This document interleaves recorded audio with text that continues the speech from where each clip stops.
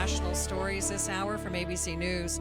5 people are facing criminal charges and more than 50 others are facing deportation after a raid on a New York company. ICE agents arrested 57 people at a workplace in central New York. The acting U.S. Attorney John Sarcone was asked if these are the worst of the worst, as President Trump promised to pursue.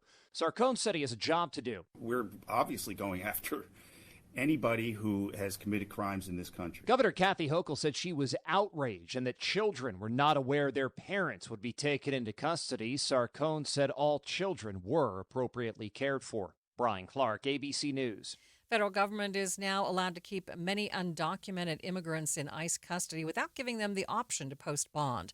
This means they will be forced to stay in ICE custody for months or voluntarily leave the country without getting to speak to their families or get their affairs in order.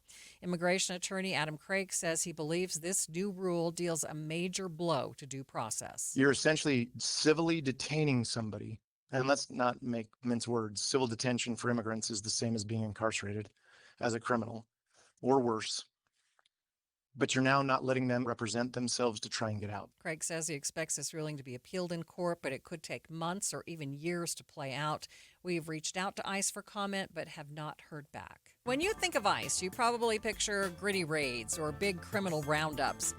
But there's another kind of enforcement happening right here in Utah that's a lot quieter and some say just as disruptive for local businesses. KSL NewsRadio's Eric Cabrera has been looking into this. And Eric, it sounds a lot different than the images of people that we usually have in mind. It's true, Maria. This isn't about dramatic arrests or immigration raids. It's about ICE inspections, surprise visits to Utah businesses, especially in industries like construction and hospitality. These inspections are becoming more common, and for a lot of business owners, they become completely out of the blue. Joshua Irvine, an immigration attorney who works with companies here in Utah and some actually across the country, he told me, says these visits often start with a very tense moment. The typical way that it happens is there's usually a 72-hour site inspection notice that is usually hand-delivered by an armed officer from DHS or from ICE. And they say, hey, we're going to be on site to pick up documents in 3 days. And here's the list of documents we need. So ICE basically tells these companies, get ready, we'll be back. I mean, that's pretty intimidating for a small business. Exactly. Imagine being a business owner and having just 3 days to pull together every I-9 form and employee record you have, even if everyone on your payroll is legally authorized to work. If there's a missing signature or a small clerical mistake, that can lead to huge fines. And that's not necessarily intentional stuff either. No, often they're just paperwork errors. But the consequences can be severe. Irvine says he's seen penalties reach into the 6 figures.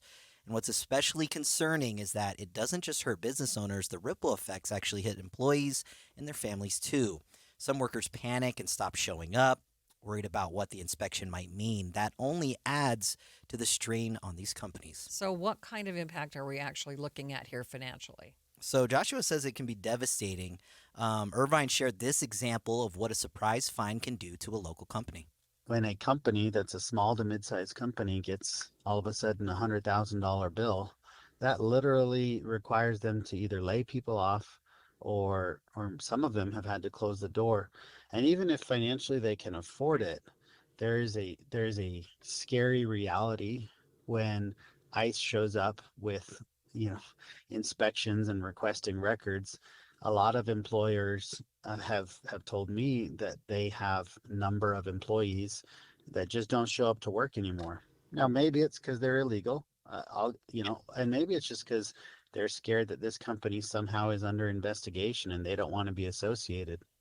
So what types of businesses is he seeing that are being affected by this? So these are like local builders, restaurant owners, hotel managers, our neighbors. When one of these businesses shut down, it doesn't just hurt the owners, it impacts everyone they employ and the services they provide. So has ICE given any explanation for why these inspections are ramping up? So ICE has declined to comment. We did reach out. Irvine believes certain industries are being targeted more heavily than others, like construction and hospitality, but says this type of enforcement has been building steadily for years under multiple administrations. So what can business owners do to protect themselves? So Irvine's advice is simple. Just don't wait until ICE shows up. Business owners should make sure their employee records are accurate and up to date right now. He says it's not a matter of if ICE comes knocking, it's when. All right. Thank you, Eric. Important information. This and their workers.